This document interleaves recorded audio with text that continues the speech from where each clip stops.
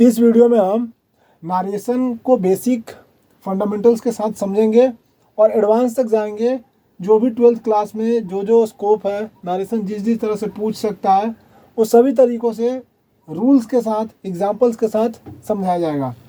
तो वीडियो को लाइक कीजिए और चैनल को सब्सक्राइब कर लीजिएगा। एग्जाम्पल सबसे पहले देखते हैं कि नारेशन में दो चीज़ है। पहला डायरेक्ट, एक आपका डायरेक्ट स्पीच और दूसरा है इनडायरेक्ट। तो डायरेक्ट स्पीच और इनडायरेक्ट स्पीच में अंतर क्या है?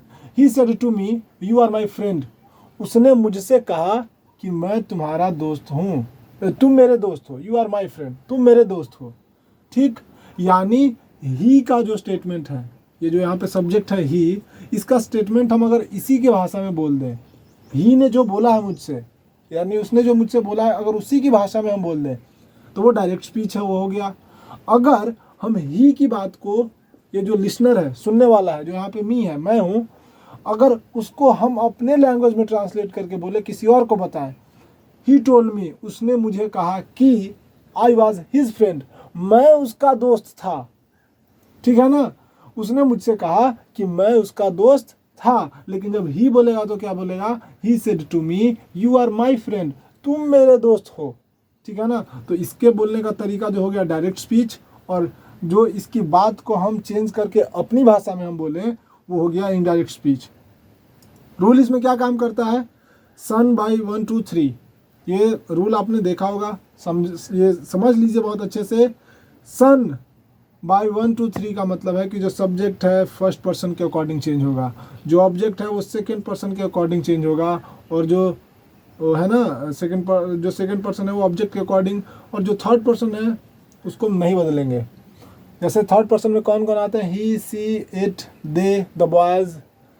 कोई भी अगर यहाँ पे जो रिपोर्टेड स्पीच है, यहाँ पे जो कॉमा इन्वर्टेड कॉमा से के अंदर का जो वाक्य है, अगर उसमें कोई भी थर्ड पर्सन का जिक्र है किसी भी रूप में, प्रोनाउन के किसी भी फॉर्म में, तो ना हम उसको चेंज नहीं करेंगे। ठीक, अब यहाँ पे जो चेंज हुआ है, ये चेंज भी देख लेते हैं। यू है आपका सेकंड पर्सन, सेकंड पर्सन है, सेकंड पर्सन होता है ऑब्जेक्ट के अनुसार चेंज। ये आपका ऑब्जेक्ट है और ये जो ही है आपका सब्जेक्ट है। ठीक है, तो जो यू है ऑब्जेक्ट के अनुसार चेंज होगा, तो यू आई में बदलेगा, क्योंकि यहाँ पे जो ऑब्जेक्ट है मी है, और मी यहाँ पे ऑब्जेक्टिव केस में है, लेकिन चूंकि यू यहाँ पे सब्जेक्ट है तो मी आके यहाँ पे सब्जेक्ट बनेगा। ऐसा नहीं कि मी वहाँ पे ऑब्जेक्ट है ना तो यहाँ पे भी आके ऑब्जेक्ट बन जाएगा, मी रह जाएगा, नहीं। यू यहाँ पे सब्जेक्ट था तो यहाँ पे जो है ना नॉमिनेटिव केस में आके सब्जेक्ट बनेगा। अब दूसरा बात करते हैं, पहले माई। ये जो माई आपका फर्स्ट पर्सन का है, ठीक है ना, माई। तो माई ही के अकॉर्डिंग चेंज होगा क्योंकि फर्स्ट पर्सन है। ठीक, पोसेसिव प्रोनाउन है, संबंध दर्शा रहा है, तो माई ही के अकॉर्डिंग चेंज होगा। ही का क्या होगा? हिज। ठीक है ना, अब ये जो फ्रेंड को हमको बदलना है नहीं। अब जो है ना आर वॉज में कैसे बदला? आर वॉज में ऐसे बदला, क्योंकि ये वाला पॉइंट ध्यान रखिए। If the verb of reporting speech is in past tense then the verb of reported speech will change. अगर जो रिपोर्टिंग स्पीच का वर्ब है, यहाँ पे जो सेड है ना, ये रिपोर्टिंग स्पीच का वर्ब है, अगर ये पास्ट टेंस में है तो ये जो रिपोर्टेड स्पीच है ना, इसका टेंस बदलेगा।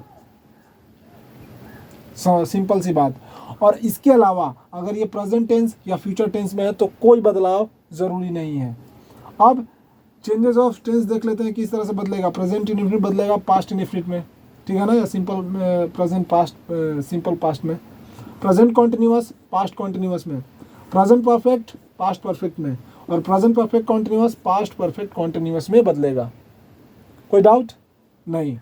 अब मतलब सिंपल सा है ना कि जो प्रेजेंट है ना वो पास्ट में बदल जाएगा, इसमें मतलब कि कोई डाउट नहीं होता है। जो पास्ट वाले टेंसेस होते हैं उनको चेंज करने में डाउट होता है, तो उसको हम आगे के सीरीज में देखेंगे। इस वीडियो की अगली वीडियो, ये जो नारेशन का सीरीज है ना, इसके अगले वीडियो में देखेंगे कि किस तरह से जब पास्ट इंडेफिनिट टेंस हो तो उसको कैसे बदलेंगे, पास्ट कंटिन्यूअस हो तो उसको कैसे बदलेंगे। उसके लिए भी एक थोड़ा सा हिंट है ना कि जो पास्ट इंडेफिनिट है ना, वो अपना अगला टेंस छोड़ के जो पहला ये टेंस है पास्ट वाला, वो तीसरे में बदलता है। ये जो दूसरा है पास्ट कॉन्टिन्यूअस, ये चौथा में चेंज होता है।